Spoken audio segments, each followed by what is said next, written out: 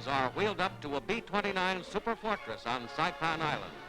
It is only the beginning, now in November 1944, as these mighty bombers prepare for the first raid on Tokyo in 2.5 years. Crews at the 21st Bomber Command are briefed for the job, a 1,500-mile flight that will make history.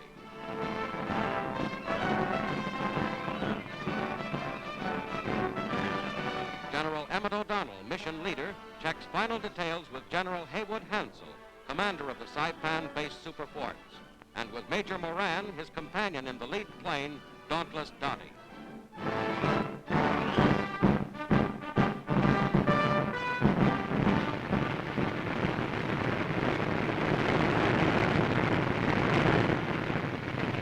All ready?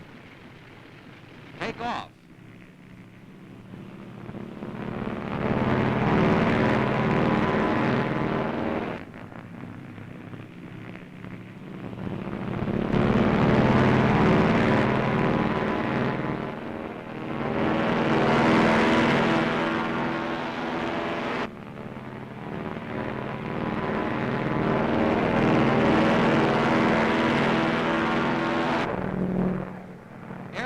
The B-29's head for Tokyo. The giant bombers, equipped to range over 5,000 miles, now swiftly cover the 1,500 miles from Saipan to their objective, to open the full-fledged air war against Japan.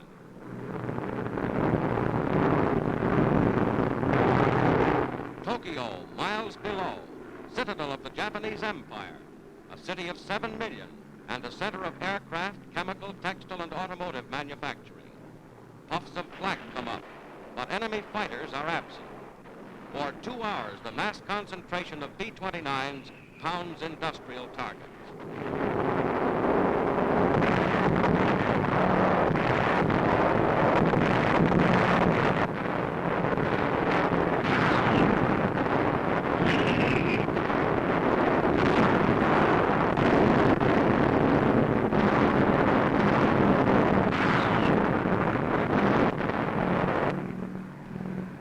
Back to Saipan.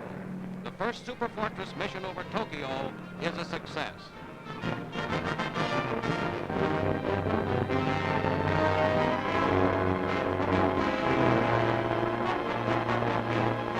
Stung by the Tokyo raid, the enemy sends bombers over the B-29 base on Saipan.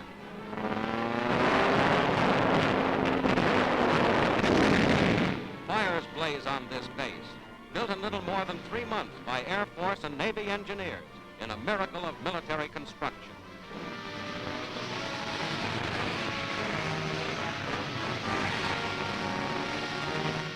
Near the wreckage of a B-29 are the remains of one of 13 Japanese planes shot down in the raid.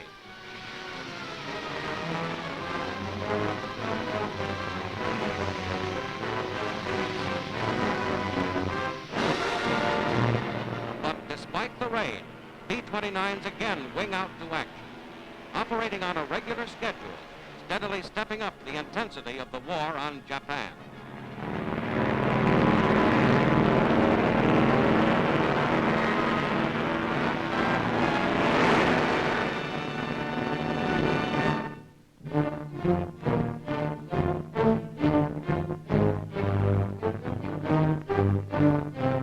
Advancing on Leyte Island in the Philippines, troops of the United States 6th Army meet heavy resistance as they near the key Japanese supply port of Ormar.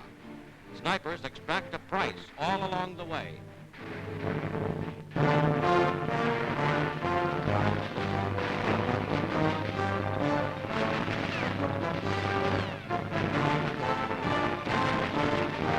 United States war photographer Frank Prisk, accompanying the troops, was killed by an enemy bullet. Frank Prisk is buried near where he fell, with military ceremonies, a tribute to the men who risk and sometimes lose their lives so that the world may see the terror and the heroism of war. At Tacloban, liberated capital of Leyte Island, Philippine civilians received clothing from the United States. In their 2.5-year occupation, the Japanese drained this area of almost all available supplies and left widespread suffering in their wake. new clothing brings new hope to the natives of one of the first towns freed by the return to the Philippines. Throughout the islands, millions more await liberation.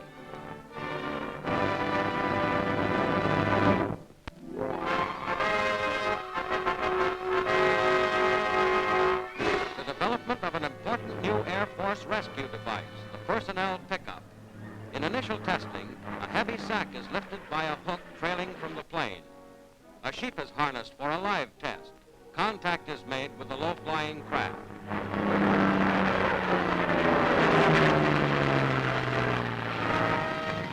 Success in this experiment. A little bewildered, the sheep is nevertheless safe and sound. Such tests continued for months.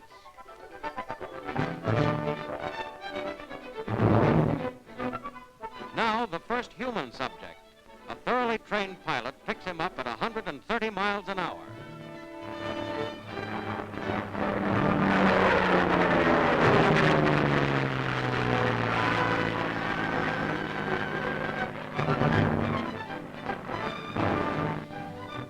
The same action in slow motion. A steep climb by the plane at the moment of contact prevents any bumps. Fully developed, this pickup will rescue men from behind enemy lines and in other isolated positions. Necessary ground equipment can be dropped by parachute. The sturdy nylon rope, drawn by electric winch, hoists the man into the plane in 3 minutes.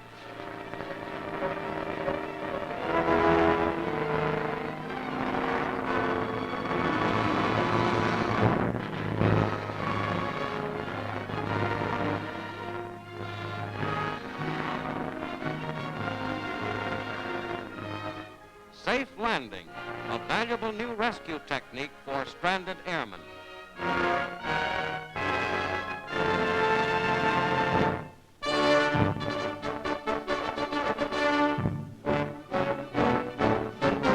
French troops parade in Metz, ancient French fortress city and capital of the Department of the Moselle. After weeks of fighting, liberated Metz returns to the French people.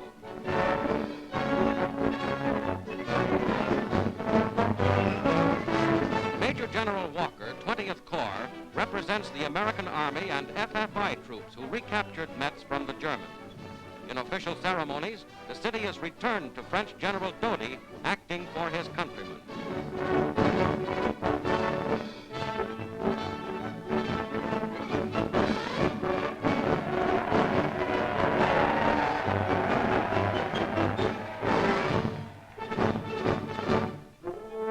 Strasbourg, capital of Alsace. The last German strength in the historic city is surrendered to Provost Marshal McIntyre of the 7th Army, as Nazi General Botteroth gives up the 2 battalions of his command. His officers leave by truck.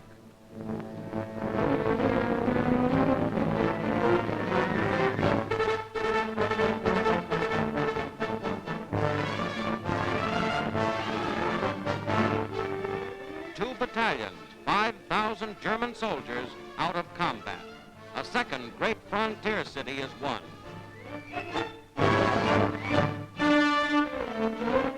Through the town of Montbéliard, the battle for a third important objective, Belfort, and the Belfort gateway into Germany moves forward. The French First Army advances toward the historic city near the Swiss border. Artillery blasts the last fortress, Belfort Castle.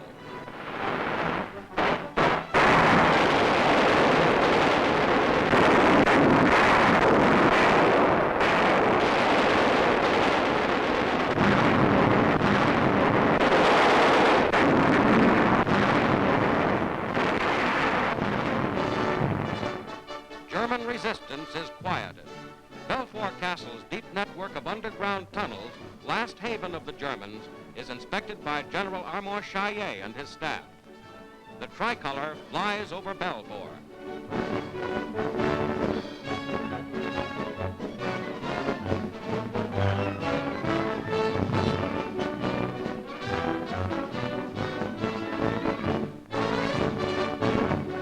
Metz, Strasbourg, Belfort.